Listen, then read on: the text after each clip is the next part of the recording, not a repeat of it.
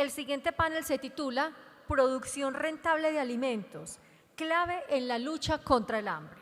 Y nuestros invitados son representantes de los sectores de la papa, los productos lácteos y las semillas. Esos están de ellos están clarísimos en toda la entrada a este recinto para que los visiten. Se ven de hecho muy lindos. Invitamos a Germán Palacio, gerente general de Fedepapa, para que suba al escenario y forme parte de nuestro panel. Invitamos también a Nelson Guerrero Lozano, él es el presidente de la Junta Directiva de Asoleche. Y para completar el panel, llamamos a Leonardo Ariza Ramírez, es el gerente general de Acosemillas. Yamid Palacio Villa, colega, comunicador social, periodista de la Universidad de Antioquia y magíster en estudios políticos de la Javeriana en Bogotá, va a ser el moderador de este panel, que como les decimos, va a tratar un tema clave, la lucha contra el hambre, la producción rentable de los alimentos. Vamos a indagar cómo se está llevando a cabo esa producción y esa rentabilidad, qué se está haciendo para subir la rentabilidad y bajar la cifra que les acabo de entregar. Rápidamente les cuento un poco acerca de nuestros panelistas que vemos también en pantalla. Germán Palacio es economista agrícola, experto en gerencia financiera dentro del sector productivo y agrícola y cumple ya 6 años en la gerencia general de la Federación Colombiana de Productores de Papa. Nelson Guerrero Lozano, presidente de la Junta Directiva de Asoleche, también es consultor en asuntos institucionales en Alpina Productos Alimenticios S.A., graduado en zootecnia de la Universidad Nacional y más de 40 años de experiencia en el sector lácteo colombiano. Y nuestro tercer panelista, que como les decimos es Leonardo Ariza, gerente general de Acosemillas, es ingeniero agrónomo de la Universidad Nacional de Colombia, especialista en gerencia y gestión de empresas del sector solidario y tiene estudios en maestría en desarrollo rural de la Pontificia Universidad Javeriana. Mientras terminamos de entrar al auditorio y pedirles que tomemos asiento para poder iniciar, les cuento también un poco acerca de nuestro moderador. Como ya les decía, es comunicador social, periodista de la Universidad de Antioquia con magíster en estudios políticos de la Javeriana y en Colombia, Argentina, Suecia e Israel ha hecho cursos adicionales sobre periodismo, autorregulación de conflictos, paz y desarrollo. Actualmente Yamid conduce Ahora, que es el programa de información y análisis de Canal Capital, y también dirige y presenta El Cuento del Domingo. A los 4 les damos la bienvenida, les agradecemos mucho el estar con nosotros y bueno, que sean muy productivos, Yamid, estos próximos 45 minutos donde te damos la palabra. Marcela, gracias. Buenas tardes a todos y todas y pues mi saludo sobre todo para ustedes, los asistentes, las asistentes, pero para Jorge Enrique Bedoya y para su staff en la SAC, mi agradecimiento por permitirme volver al Congreso Agropecuario que empecé cubriendo hace muchos años, cuando lo hacían en el Hotel Tequendama. Imagínense ustedes la cantidad de tiempo que ha pasado y que me gusta siempre mucho venir aquí, sobre todo porque me conecta con mi origen campesino. La cara de seminarista se mantiene intacta, pero si ustedes no lo crean, yo tengo orígenes campesinos. Tengo el placer de saludar en principio a Germán Palacio, que no debo declarar ningún conflicto de interés porque tenemos el mismo apellido, pero no nos une ningún parentesco. Presidente, buenas tardes. Gerente, buenas tardes. Buenas tardes, Yamid, pero somos cerquitas. Yo soy de Santa Rosa de Oso, entonces usted es de Entre Ríos, creo. Yo soy de Entre Ríos, sí, señor. Entonces sí somos como medio primos. Muy bien. Y a pesar de ello, de que tiene una variedad de papa que se llama Villa, tampoco tengo nada que ver con esa variedad de papa, ¿verdad? Eso sí nos une el gusto de los colombianos por la papa y nada de eso sería posible en el sector agropecuario si no hubiese semillas nacionales y semillas importadas. Me es muy grato saludar a esta hora a Leonardo Ariza, gerente de Acosemillas. Gerente, ¿qué tal? ¿Cómo le va? Yamid, muy bien, muy buenas tardes a todos. Muchas gracias por acompañarnos. Vamos a intentar hacer popular el norte de Antioquia, el norte lechero de Antioquia, donde hay una planta de Alpina. En Entre Ríos hay una planta de Alpina. Y en Alpina trabaja nuestro otro invitado, que es Nelson Guerrero Lozano, el presidente de la Junta Directiva de Asoleche. Presidente, ¿cómo le va? Bueno, muy buenas tardes a todos. Muy bien, Yamil, muchas gracias. No sabía que era Entre Ríos, realmente una zona que también llevamos dentro del corazón. Entre otras se llama la Suiza colombiana. Sí, señor. Por la belleza de sus montañas y por la calidad de sus personas. Y no voy a decir pues lo apasionados que somos todos de la cabaña alpina y de todas estas cosas, porque es posible que la competencia que nació en esa tierra del norte de Antioquia se ponga celosa. Empecemos entonces, señor gerente de Fedepapa. ¿Fedepapa todavía queda por allá en la autopista norte? Sí, señor, en el Autonorte con 106. Allá iba yo hace muchos años a entrevistar a Augusto del Valle, para que sepa usted que yo ya cubrí este sector durante un buen tiempo. Ustedes han venido insistiendo en la necesidad al gobierno, a la sociedad, de que haya un plan de ordenamiento de lo que se cultiva en Colombia, particularmente con la papa. ¿Qué tanto han avanzado con este gobierno, con el Ministerio de Agricultura, para lograr que eso se produzca? Porque el tema que nos convoca hoy es la lucha contra el hambre. En un país, escuchábamos las cifras que daba Marcela sobre la cantidad de familias, casi un tercio de las familias que ha tenido inseguridad alimentaria o que ha tenido que reducir la cantidad y la calidad de alimentos que consume como consecuencia de los precios. Pues combatir el hambre es una necesidad, ni más faltaba, pero eso no puede ser a costa del hambre de quienes producen los alimentos. Entonces, ustedes han venido insistiendo en ese plan de ordenamiento, que sería muy útil para la rentabilidad del negocio y para combatir el hambre. ¿Qué respuesta han recibido? ¿Cómo va avanzando eso? Bueno, buenas tardes para todos. Un agradecimiento enorme con el doctor Bedoya por haber abierto este espacio a los productores de papa y a todo el sector agropecuario, que me parece que es el lugar ideal para hablar de todos los sectores, de los 21 gremios que componen a la federación. Primero voy a hablar de las cifras cortas de lo que es el subsector papero de Colombia. En Colombia, la papa es el segundo producto en importancia en la cadena alimenticia, con 2.570.000 toneladas de producción.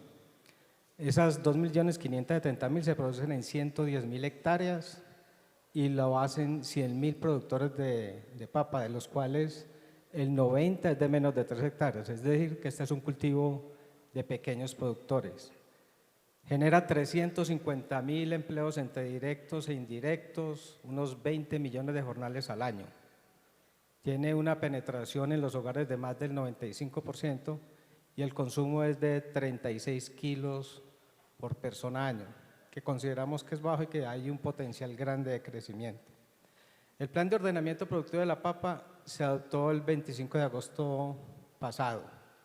Este plan se construyó con todos los actores de la cadena, con el Ministerio de Agricultura, la UPRA, los productores, la academia, el ICA, los comercializadores, Agrosavia, es decir, intervenimos todos los sectores, todos los actores de la cadena y se logró establecer un plan con un horizonte de 20 años. Este plan lo que busca es mejorar en la eficiencia de la producción y garantizar la sostenibilidad de la producción de papa. Obviamente, uno de los objetivos es, con prácticas agronómicas que sean sostenibles y que sean eficientes, para poder entregarle al mercado lo que demanda en las cantidades necesarias, tanto para los hogares como para la industria nacional.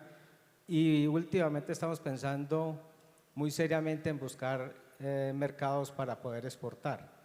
Nosotros consideramos que Colombia es autosuficiente en papa y que podemos llegar fácilmente con unas nuevas variedades, con unos nuevos manejos, a llegar a competir con papas de la Comunidad Económica Europea, que es la que nos están invadiendo ahora bajo prácticas de dumping.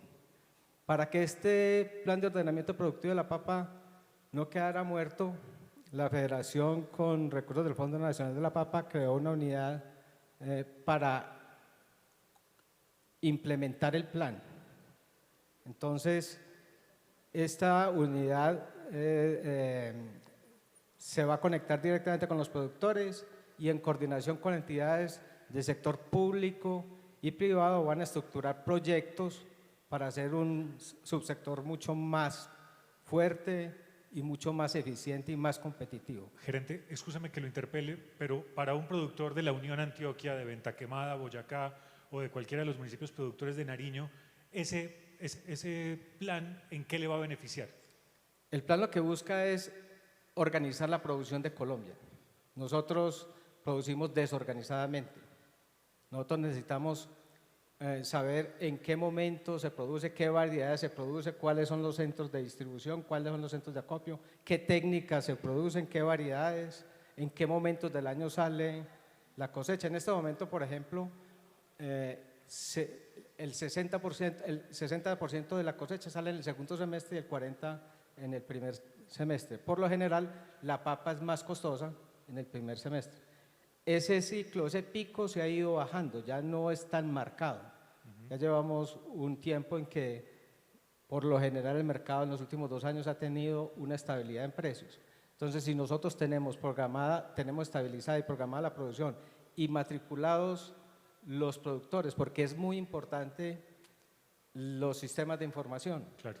Entonces, nosotros con una plataforma que tiene la federación tenemos georreferenciados a los productores y tenemos toda la documentación y toda la información necesaria para poder planificar una producción de papa. Pues ojalá que ese impulso se mantenga, son 20 años, pero ojalá estos primeros 4 sean, digamos, el estartazo sea suficientemente fuerte para que ese plan logre los propósitos que se ha planteado. Hablemos ahora de algo que debe tener algún parecido con eso que acabamos de escuchar, señor presidente de la Junta de Asoleche, porque ustedes con el Ministerio de Agricultura establecieron una ruta pensando en el adecuado abastecimiento, en la sostenibilidad del negocio de la leche y de sus derivados, no solamente para los productores, sino para los procesadores. ¿Cómo va su implementación? Bueno, muchas gracias a todos. Digamos que a diferencia un poquito de lo que comentó Germán, en leche este es un país que así no se crea, es deficitario en leche. Los últimos 5 años prácticamente la producción de leche ha sido constante, estable, alrededor de unos 20 millones de litros de leche, cifra más, cifra menos, pero para que nos quede en la cabeza, más o menos 20 millones de litros de leche se producen todos los días y hay que salir a recoger todos los días. Si nosotros miramos cuánto recomienda la Organización Mundial de Salud que debería consumir una persona, digamos, para llevar una vida sana, normal, debería consumir alrededor de 170 litros en un año, lo que llevaría a que para un país como el nuestro, que tiene 52 millones de habitantes, la producción de leche mínima debería ser alrededor de 25 millones de litros de leche. Entonces, el primer punto, digamos, es que el país es deficitario. Por otro lado, ¿cuál fue el planteamiento que una Asoleche le hace a la ministra? Dentro de Asoleche están las empresas que saben cómo mejorar la productividad de la ganadería. Son empresas que la gran mayoría tienen equipos de asistencia técnica, equipos de extensionismo, equipos que han llevado, digamos, la producción de leche de un nivel hacia otro. El país en promedio, para que nos hagamos una idea, cada vaca produce alrededor de 6 litros en un día y para lograr, digamos, subir a estos 25 millones habría que subir de 6 a 8 litros en un día. O sea, es un esfuerzo importante, sin embargo, todavía lejos de cualquier país con que nos podamos comparar como Argentina, Uruguay. Y si esa ruta lo que busca es la autosuficiencia, que no tengamos que depender de esos países que usted menciona, yo recuerdo que hemos pasado muy rápidamente de este país que recogía la leche en cantinas a un país donde la leche se recoge en tanques y ahí se guarda una cadena de frío y hemos invertido en pastos y en fin. ¿Qué es lo que falta para que esa autosuficiencia se logre? Digamos que hay un tema, es que este país, como en la gran mayoría de los asuntos, la mitad es formal y la mitad es informal. O sea, son 2 países que se mueven, uno bajo la formalidad, bajo la regulación, y otro que se mueve a su libre albedrío, digamos. Eso mismo sucede en la leche.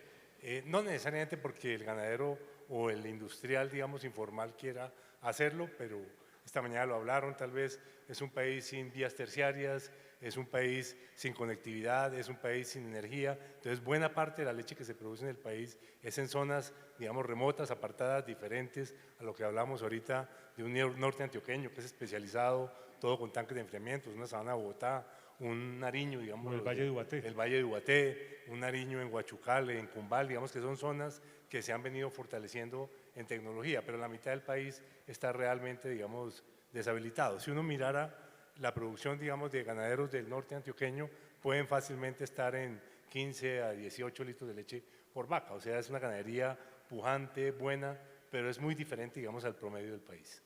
Entonces, esa ruta supone un montón de acciones que no dependen solo del Ministerio de Agricultura, sino de otras instituciones para proveer esos que le he escuchado a Jorge Enrique Bedoya repetir una y otra vez, los bienes públicos que hacen posible que tanto los pequeños productores como los grandes puedan hacerlo en mejores condiciones e incorporar a los circuitos formales a esos lecheros del Caquetá, del Cesar y de otros lugares del país, ¿verdad?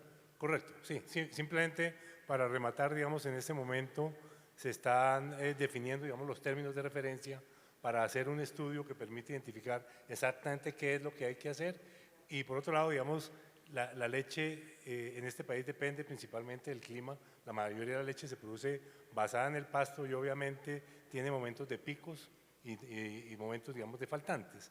Entonces, hay algunos momentos, como puede ser el mes de agosto pasado, digamos, donde la producción de leche fue de 25 millones, comparado contra un febrero del mismo año de 17. Para esos picos se requiere tener alternativas, digamos, de pulverización, de elaboración de quesos, de otro tipo de alternativas que se pudiera manejar, digamos, estos excedentes de leche. En eso va, digamos, el trabajo con el Ministerio. Señor gerente de Acosemillas, varios países, incluso de similar nivel de desarrollo, bueno, ¿no? o de países del vecindario en América Latina, han logrado un tremendo startazo en su desarrollo agroindustrial a punta de semillas genéticamente modificadas. ¿Por qué si pareciera que ya hay suficiente conciencia en el mundo sobre la mayor productividad que se puede alcanzar, sobre la mayor rentabilidad que eventualmente puede traer, por qué todavía su implementación en Colombia, su uso en Colombia resulta tan tímido? Bueno, Yamid, muchas gracias. El tema de las semillas genéticamente modificadas siempre ha sido, dijéramos, ha tenido como un estigma y es tal vez algo que debemos revisar porque creo que falta mucho conocimiento.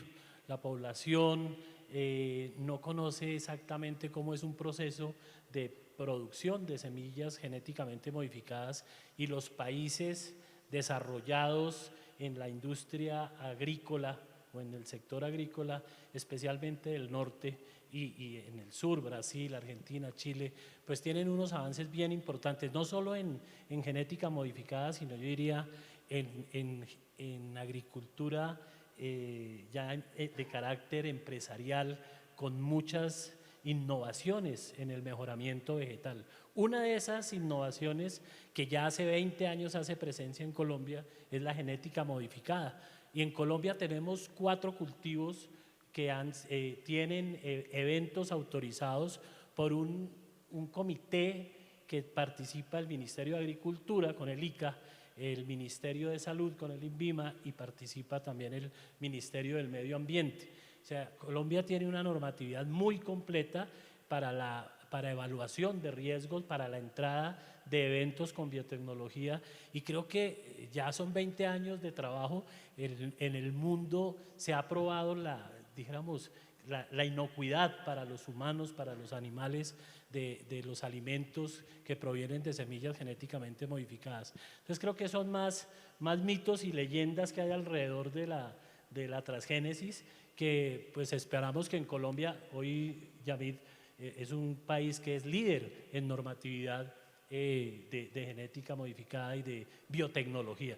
Esperemos que se mantenga y que siga, como tú lo dices, creciendo porque las oportunidades son enormes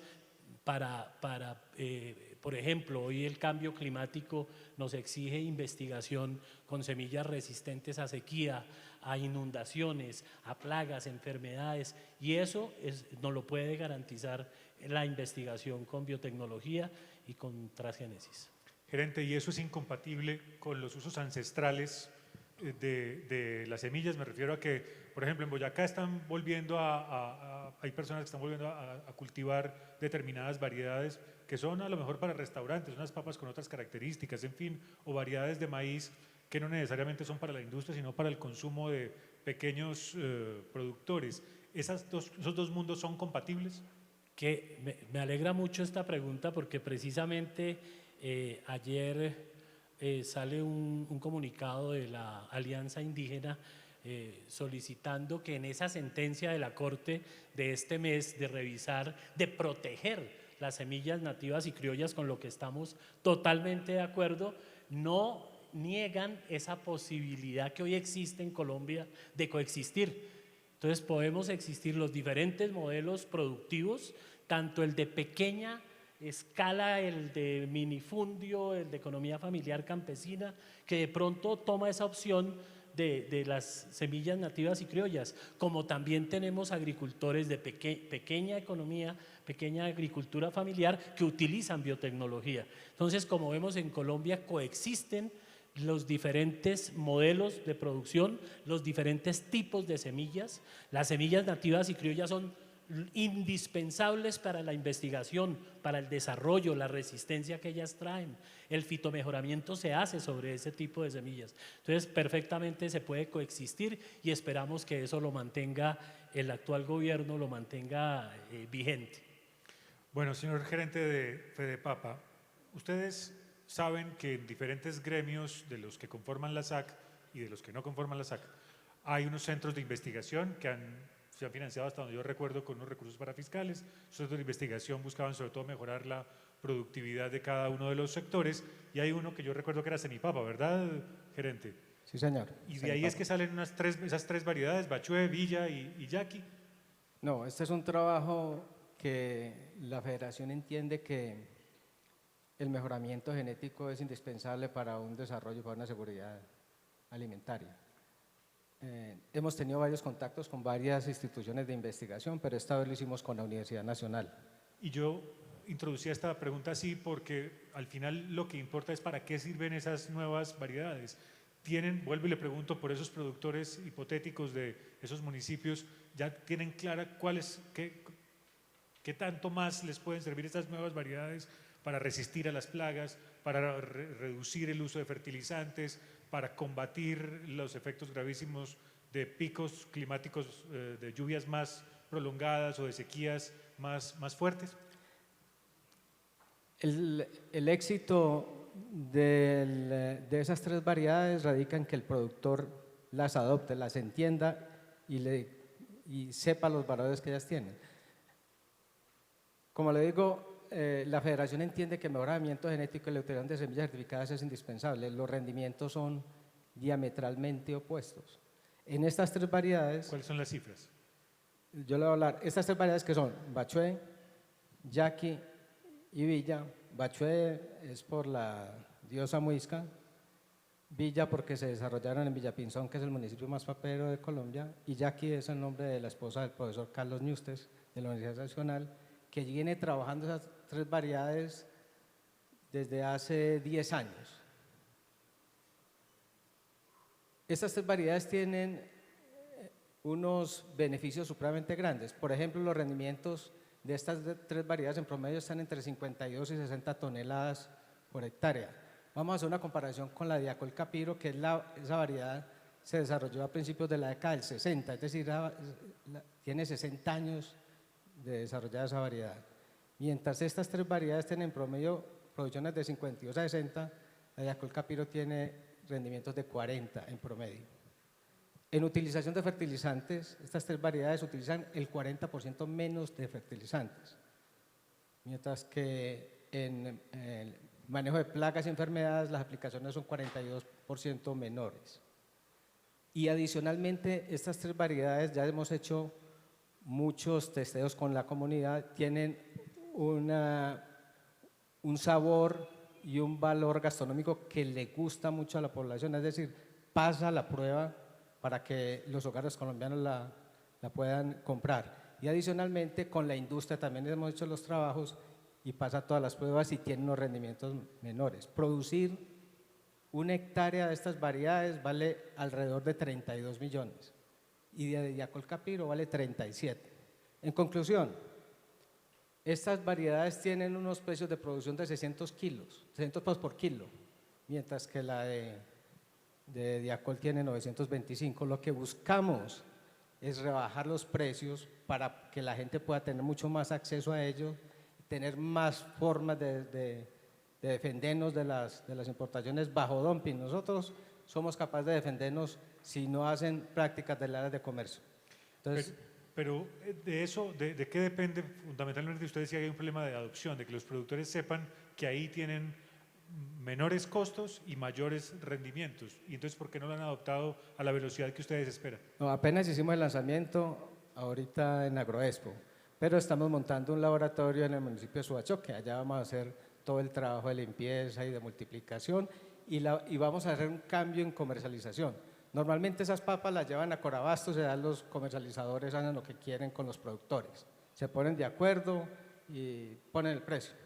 Lo que queremos es cambiar la comercialización. Estas variedades las vamos a entregar a las asociaciones de productores y las vamos a conectar directamente con la industria. Por eso las pruebas que hemos hecho, las hemos hecho con las grandes industrias, con PepsiCo, con McCain, con Frozen.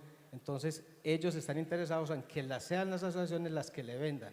Hay hasta 6 y 7 intermediarios en la comercialización de papa que no le meten ningún valor agregado. Entonces, el éxito es que sí la adopten y adicionalmente nosotros nos vamos a comprometer a prestar asistencia técnica porque si no corremos el riesgo que ese material se pierda.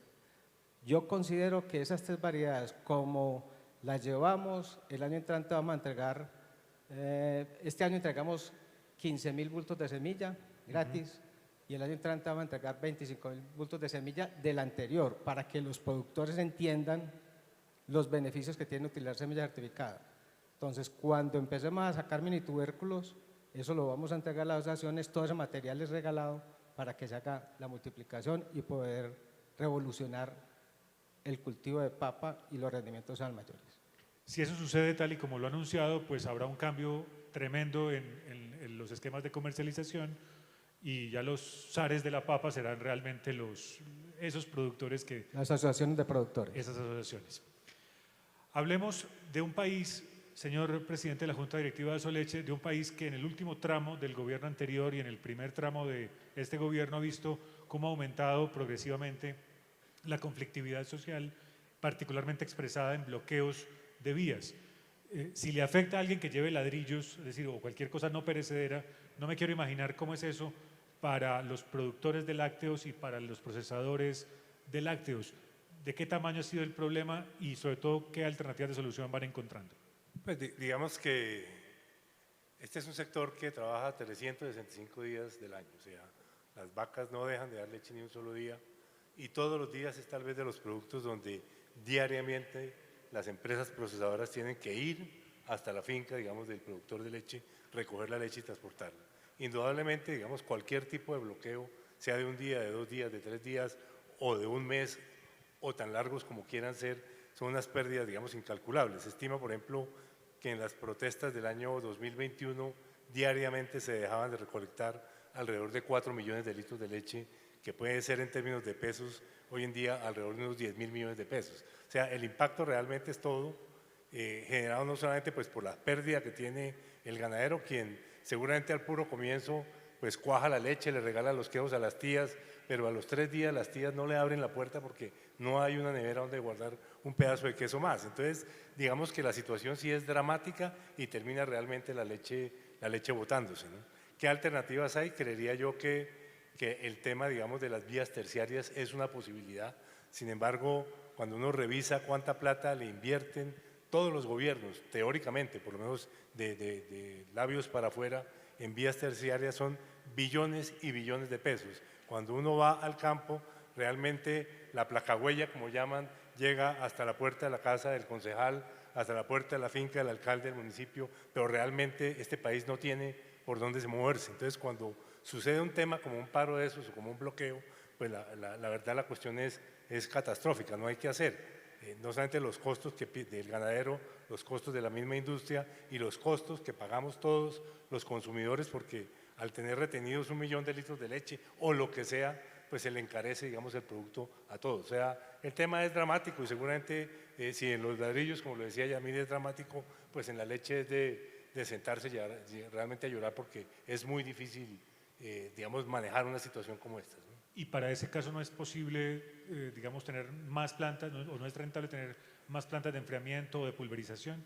Pues digamos que en principio uno diría que puede ser una salida temporal, pero todo tiene, digamos, como su límite, ¿cierto? Por un lado, digamos, una planta de pulverización que es parte, digamos, de lo que puede salir de un trabajo como el que se está haciendo con el Ministerio de Agricultura, una planta de pulverización, tenerla solamente lista para los momentos, digamos, de un bloqueo, pues es absurdo, realmente el costo, digamos, de montar un equipo de esos no tiene mucho sentido. Yo creería que tener vías de escape sería, digamos, una posibilidad a través de las vías terciarias, entendiendo que en algún momento dado hay que coger carreteras principales, digamos, para llegar a las plantas, pero el daño es incalculable, Yamil. Yo creo que lo que han perdido y lo más doloroso es que muchas veces las mismas comunidades indígenas y campesinas son las que bloquean las mismas carreteras. Sin ir más lejos, a comienzos de este año, ustedes se acuerdan, la carretera que comunica Nariño con Cauca en Rosas se desbarrancó, llevamos 11 meses y hoy precisamente están cerrando el tráfico por esa zona durante 8 días, que no sabemos qué hacer con la leche de Nariño, porque supuestamente van a poner a prueba o van a entregar ya, digamos, la vía que comunicaría el tema. Pero el tema es de un dramatismo que es muy complejo, digamos, de magnificar. Protestar es un derecho consagrado en la Constitución, ni más faltaba, pero, y es evidente que en el país hay muchas comunidades con demandas acumuladas para los sucesivos gobiernos, pero defender un derecho violando los derechos de otros, pues resulta muy complicado, y sobre todo en casos como esos en los cuales está de por medio el sustento de los productores y el consumo de leche en las ciudades, a precios razonables, quiero decir. Este editorial no estaba previsto, me excuso con el doctor Bedoya si haberlo dicho lo mete en problemas.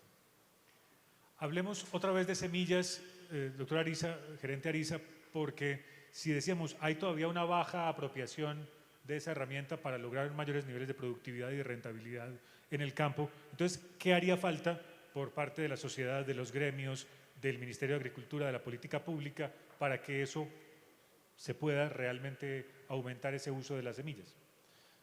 Bueno, yo creo que este gobierno, por ejemplo, ha planteado la necesidad de sustituir importaciones, producir en Colombia.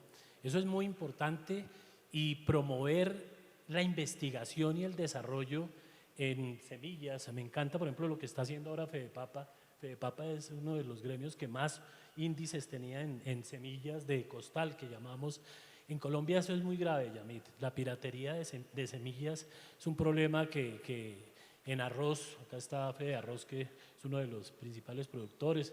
Acosemillas tiene empresas, 3 empresas que se dedican a la producción de semilla de arroz, de 15 empresas que éramos hace unos años y que se fueron acabando por la piratería de la semilla en Colombia. Entonces eso desestimula la investigación, el desarrollo. Es necesario incentivar el uso de la semilla certificada. Yo creo, y se lo hemos planteado pues ya a varios gobiernos, a varios ministros, viceministros, la necesidad de volver a la factura electrónica, de comprobar que esa semilla trae una trazabilidad, es una semilla con garantía de la autoridad sanitaria, que es el ICA. Yo creo que eso hay que promoverlo a través de cualquier instrumento de política pública, solicitar que ese cultivo se haga con semilla certificada, semilla autorizada. Al final lo que queremos es defender el uso de semilla de buena calidad.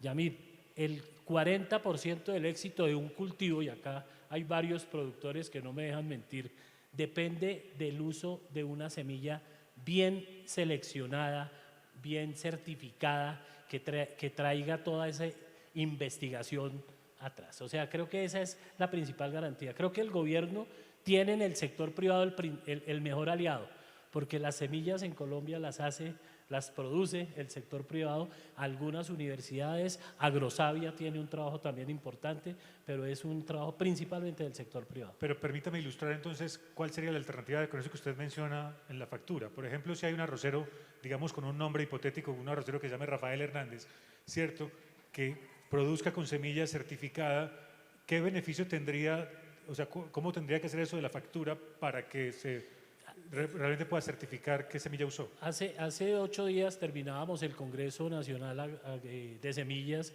en Villavicencio y firmamos un acuerdo por la competitividad del sector. Y el acuerdo inicia es con la selección, con el uso de semilla certificada. Entonces nos alegra mucho que la industria, ojalá la industria arrocera, los molinos, la industria de alimentos balanceados, que son los que transforman para la producción de las aves, de los cerdos, de los peces, ese alimento viene del maíz y la soya, compren siempre esa materia prima producto de una semilla certificada. Entonces ahí es un buen filtro, exigir la factura, exigir la factura electrónica, pero también los incentivos del gobierno. A nadie le aseguran en este país un carro robado. Usted tiene que mostrarle a la aseguradora la legalidad de ese vehículo. Pues hombre, hoy se aseguran en el país cultivos con semillas que no son certificadas, que no son autorizadas por el ICA. Yo creo que lo mínimo es que el Estado apoye, el gobierno y las diferentes entidades apoyen el desarrollo y la investigación de semillas en Colombia para que podamos seguir adelante con este proyecto de sustituir importaciones y producir y ser competitivos. Quisiera ahora empezar una ronda con los 3 panelistas que muy amablemente han aceptado esta invitación, llamándolos a que nos cuenten cuáles son hoy sus 2 mayores preocupaciones, o en la voz de ustedes, cuáles son para los paperos, o se dice papicultores, gerente. Los dos, nosotros somos paperos y papicultores. ¿Cuáles son las 2 principales preocupaciones de su sector hoy? Antes quiero decir lo que decía el doctor Ariza de la utilización de semilla de papa. Sí, en papa apenas se utiliza entre el 4 y el 5% de la producción total es de semilla certificada, eso es supremamente bajo. Por eso los rendimientos en papa en Colombia son tan bajos. Aquí los rendimientos, según la medición del fondo, estamos por el orden de las 23 toneladas por hectárea, mientras que en Bélgica están en 36 toneladas por hectárea, Estados Unidos está en 49, es el que tiene más rendimientos por hectárea. Claro que los terrenos son distintos, la tecnología es distinta. ¿Qué nos preocupa? Nos preocupan las importaciones de papa bajo dumping. El año pasado entraron 110.000 toneladas de papa precocida y congelada, es decir, papa a la francesa. Viendo 110.000 toneladas en 2,5 millones no se ve representativo, pero es que esas 110.000 desplazan a 300.000 toneladas de papa en fresco. La Federación empezó a trabajar unas medidas antidumping con el Ministerio de Comercio del 2017. En el 2018 logramos, primera vez en la historia de Colombia, que un producto del sector agropecuario le gana una demanda a empresas de países de la Comunidad Económica Europea, a Bélgica, a Holanda, empresas de Bélgica, Holanda y Alemania. El gobierno anterior decretó las medidas antidumping y las tasó por el orden del 6-7%. Este gobierno las prolongó en septiembre pasado, hace un año, a 5 años y las subió en el 9%. Todavía siguen siendo insuficientes. De acuerdo al estudio que ha hecho Fedepapa, que lo hicimos juicioso y por eso le ganamos esa demanda a estas empresas europeas, el dumping está cercano al 30%. Por eso sigue entrando tanta papa con una devaluación feroz. Entonces, esperamos a que se tomen las medidas, se revisen esas medidas antidumping y se aumente el impuesto al valor. Otro aspecto que nos preocupa mucho, que aunque la papa no es un producto tan perecedero como la leche, son los bloqueos que se dan y que se siguen dando en el país y que se dieron en el primer semestre del 21. Eso hizo que gran parte de los productores de Nariño y Cauca, que son los que sacan la producción en el primer semestre, tuvieron que dejar su producto enterrado porque no tenían cómo sacarlo. ¿Con qué costo económico? Y le pido que por favor me responda brevemente porque me falta todavía una ronda de preguntas y yo estoy aquí tratando de hacer rendir la producción a punta de semillas certificadas. Sí, no, eso ocasionó que muchos pequeños productores salieron. Después vinieron los altos costos de producción por la guerra entre Ucrania. Es decir, hicimos año y medio desastroso. El cierre de hoteles, restaurantes y cafeterías por la pandemia, los bloqueos y el aumento en los precios. Ya llevamos afortunadamente cerca de 2 años con los precios más competitivos y por eso estamos preparando a los productores para que pensemos en exportar. Nosotros no queremos pensar en este mercado, nosotros queremos abrir el mercado. A Venezuela se exportaban más de 30.000 toneladas en 2009. Queremos que ese mercado se nos abra y mercados centroamericanos. Sí. Insisto, nosotros somos competitivos y tenemos asociaciones muy organizadas que pueden sacar la producción y competir. Otra cosa que nos preocupa mucho es los problemas fitosanitarios en el sur del país con una enfermedad que se llama punta morada de la papa. Vemos que hay un poco de inacción por parte del Estado. Es una enfermedad cuarentenaria que donde entra al país sería desastroso para los productores de papa de Colombia. Esas son grandes preocupaciones del sector. Lo otro es que nos ayuden a implementar el POP y que se establezca un sistema de información robusto para manejar política pública e información del sector. Dos preocupaciones, presidente Guerrero. A ver, yo voy a ser cortico para que nos rinda para la siguiente pregunta. Yo diría que la principal preocupación que tiene este sector hoy en día es el incremento en el precio de la leche. La leche es el único producto regulado del sector agropecuario. Si miramos cuánto ha crecido el precio de pago al ganadero del año 2021 ahorita, vamos en un 74%. Eso lleva a que el consumo de la leche está deprimido en el país. El año entrante vuelve y el Ministerio de Agricultura debe decretar un nuevo incremento. ¿Cuál es el pedido? Que lo haga con tacto, que realmente la leche es un producto de la canasta básica, es fundamental para la alimentación, principalmente de los niños, y nosotros no seríamos capaces de soportar un incremento nuevamente de esas características. Entonces, una preocupación es precio. Básicamente el precio para mejorar el consumo está muy deprimido. Entonces, esa sería su segunda preocupación, reactivar el consumo. Gerente Ariza, dos preocupaciones. Bueno, la primera preocupación es eso que les contaba y que fue tu primera pregunta. Hombre, ese pronunciamiento de la Alianza Indígena por las semillas nativas y criollas, interpretando la sentencia de la Corte de mala forma, porque es que, como les digo, la sentencia habla de defender, de protegerlas, mas no de prohibiciones a las semillas, por ejemplo, genéticamente modificadas. Yo creo que ese es un temor grande para el país, como les digo, es garantía de la seguridad alimentaria. Por otro lado, ¿cómo hacemos para tener desarrollo, investigación? Y lo que decía la ministra, una competitividad y un mejoramiento productivo, no lo vamos a poder hacer para el mercado y para el mercado de exportación con semillas nativas y criollas. Tenemos que tener semillas mejoradas, semillas con buenos rendimientos, con buena calidad y garantizando el estatus fitosanitario del país. Esa es la primera preocupación que nos surge hoy y que le hacemos un llamado respetuoso a la ministra, al ICA, para que interpreten bien la sentencia. Nosotros estamos dispuestos como Asociación Colombiana de Semillas y Biotecnología a acompañar esos procesos de defender y proteger las semillas ancestrales. Esa es la primera. Y la segunda, luchar contra la piratería. Si no luchamos contra la piratería, Colombia va a quedar en manos de piratas. Y quedar en manos de piratas en semillas es quedar supeditados a que la seguridad alimentaria va a quedar en manos de los piratas. O sea, la garantía de la seguridad alimentaria en un país son sus semillas, son su biodiversidad genética. Necesitamos defender eso, necesitamos un ministerio, un ICA que nos ayude a proteger, y mucha educación y mucha capacitación a los consumidores y a los productores. He visto la agenda de los 2 días del Congreso y sé que la mayor parte de las cabezas de las instituciones estarán aquí para escucharles.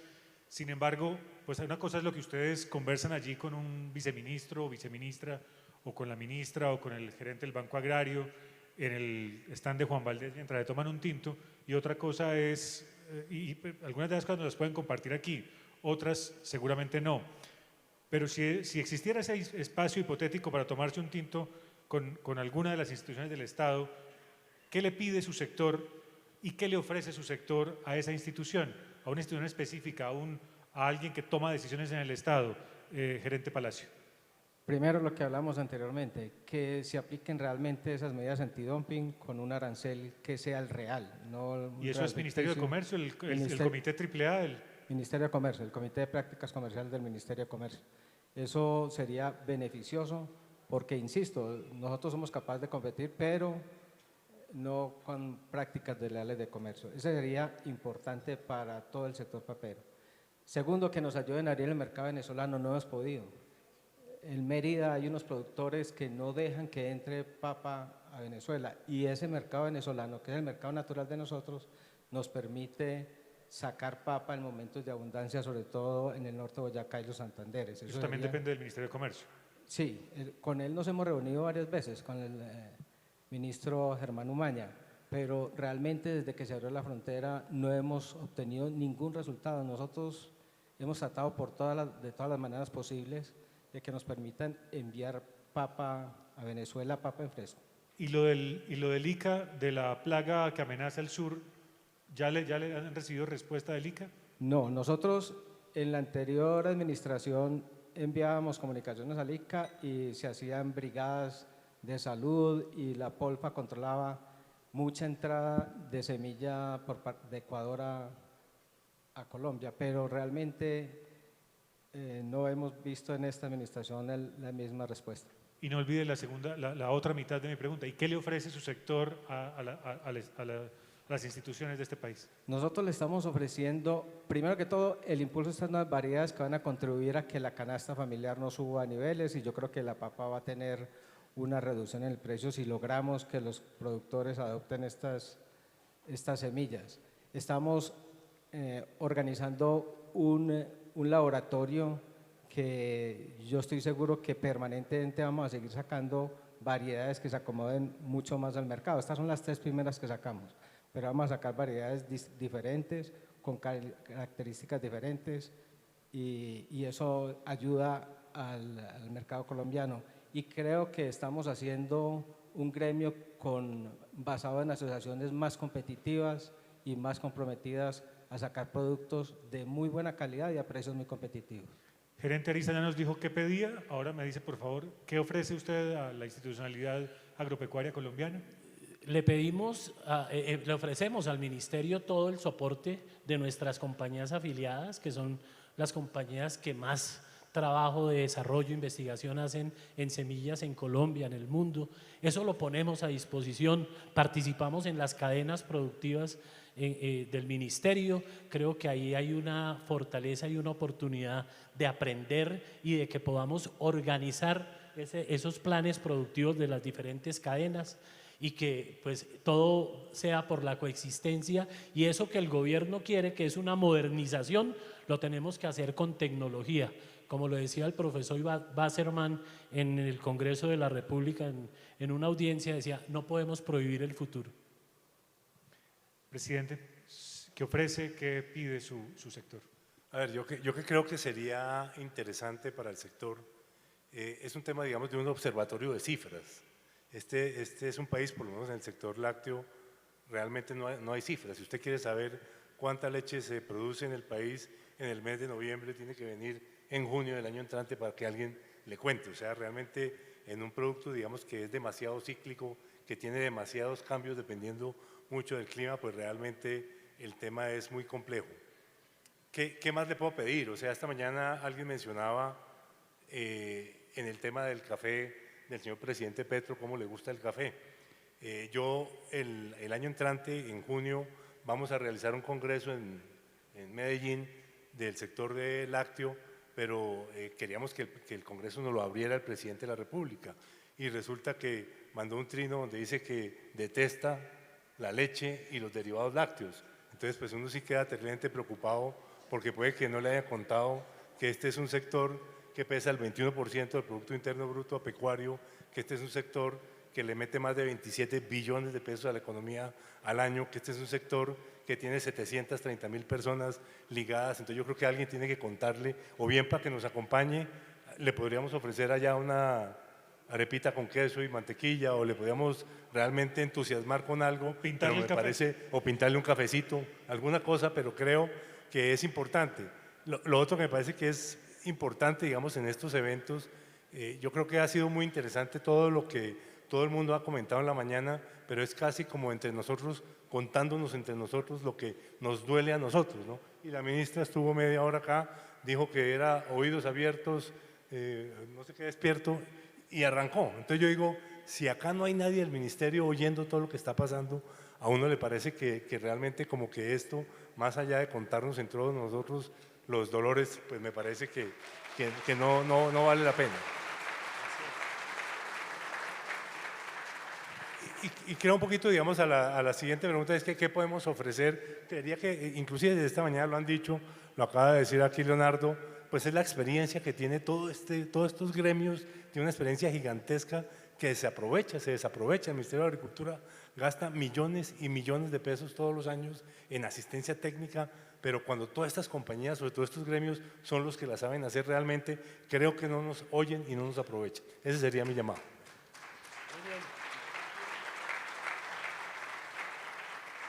Marcela, no veo al doctor Bedoya, entonces quiero preguntar si tengo 3 minutos adicionales, si me son gracias, su señoría. Y esta pregunta que no estaba prevista y que espero no meterlos en problemas, tiene que ver con los asuntos ambientales neurálgicos de cada uno de sus 3 sectores. Y se los pregunto, pues porque claro, este es un gobierno que ha manifestado claramente una defensa de los temas ambientales, sobre todo en virtud de la crisis climática. Este asunto de dónde se puede cultivar papa, gerente Palacio, eso ya está suficientemente definido. Es decir, en el país las diferentes instituciones, corporaciones autónomas regionales, las autoridades agrícolas, en fin, de verdad en términos de la amenaza que supondría seguir subiendo las zonas de cultivo de papa, eso ya está suficientemente delimitado y suficientemente clara la institucionalidad al respecto. Sí, hay unos páramos que ya están delimitados, hay otros que no, creo que Santurbán todavía no lo han podido delimitar. Nosotros como Fedepapa siempre la posición es no pasar más la zona de páramo, es decir, producir donde se ha producido ancestralmente, pues ya recuperar esas zonas es muy difícil.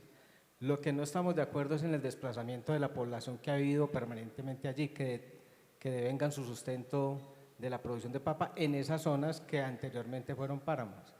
Entonces, incluso ese artículo que lo demandaron por inconstitucional y nosotros logramos defender la posición de agricultura de bajo impacto en estas zonas de páramo y logramos que esa agricultura de bajo impacto se pudiera aceptar en esas zonas de páramo donde ya se ha hecho trabajo agrícola que es muy difícil recuperarlo. En lo que sí estamos completamente de acuerdo es no depredar más el páramo, en eso sí tenemos la posición muy clara.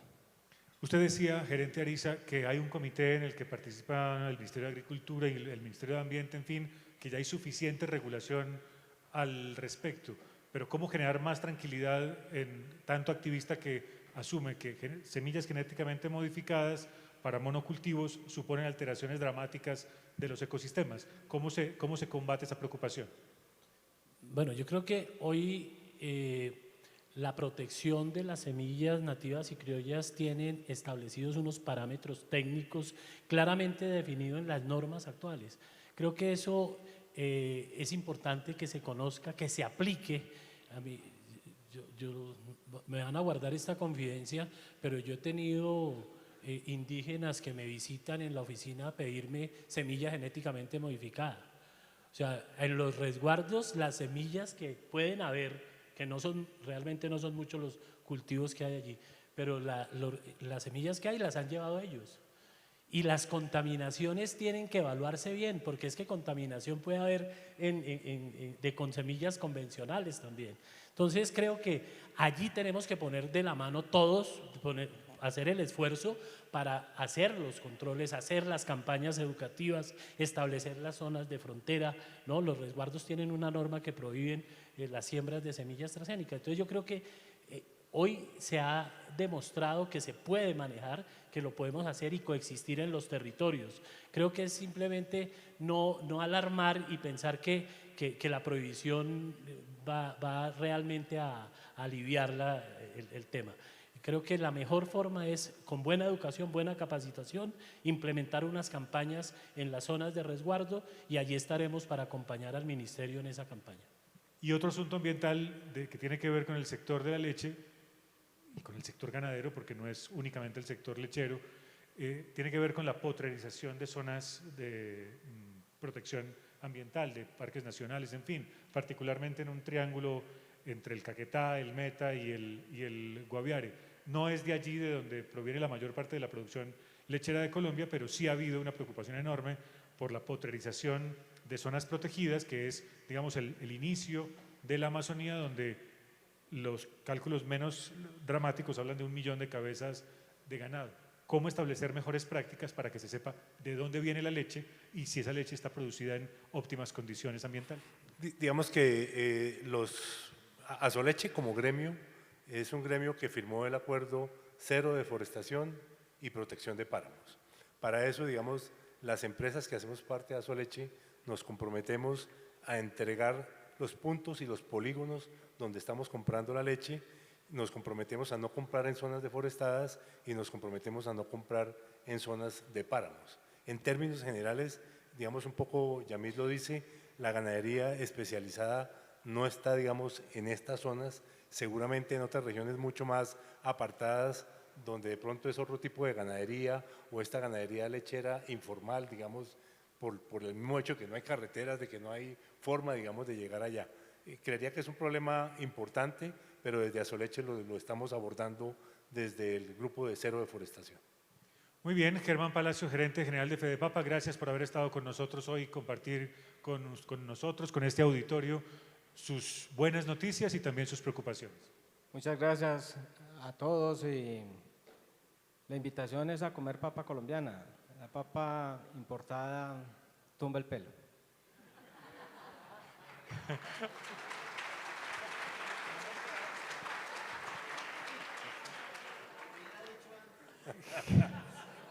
Nos hubiera avisado, ¿no? Con tiempo. Gerente Ariza, gracias, Leonardo Ariza, gracias por haber estado con nosotros. Sí, a mí, y si me permite, ya para cerrar, mire, yo quiero decirles que no hay que temerle a la biotecnología. Creo que ese mensaje se lo quiero transmitir al ICA. Le dije a la señora ministra que nos reciba para plantearle cómo la biotecnología hoy ayuda al medio ambiente, ¿sí? Las aplicaciones de agroquímicos, de productos, por ejemplo, pesticidas como plaguicidas, insecticidas, se reducen muchísimo con biotecnología. Eso contamina menos el ambiente, menos las aguas subterráneas. Entonces yo creo que hay muy buenas salidas para continuar esta coexistencia de la producción en Colombia. Gracias, gerente. Y finalmente, Nelson Guerrero, presidente de la Junta Directiva de Asoleche, gracias por haber estado con nosotros. No, muchas gracias a ustedes, muchas gracias a Amit, muchas gracias a todos por oírnos y pues no sé si la leche mejore la caída del pelo, pero hagamos el intento. Bueno, muchas gracias. Combatir el hambre, ese es el desafío del sector agropecuario. Debe traducirse en políticas públicas para que el hambre se combata no solamente en las ciudades, no solamente en quienes la padecen, sino para que no sea a costa del hambre de quienes producen los alimentos. A ustedes gracias por esta paciencia con nosotros durante esta hora y disfruten por favor lo que sigue con Marcela y en el Congreso Nacional Agropecuario en su versión número 40.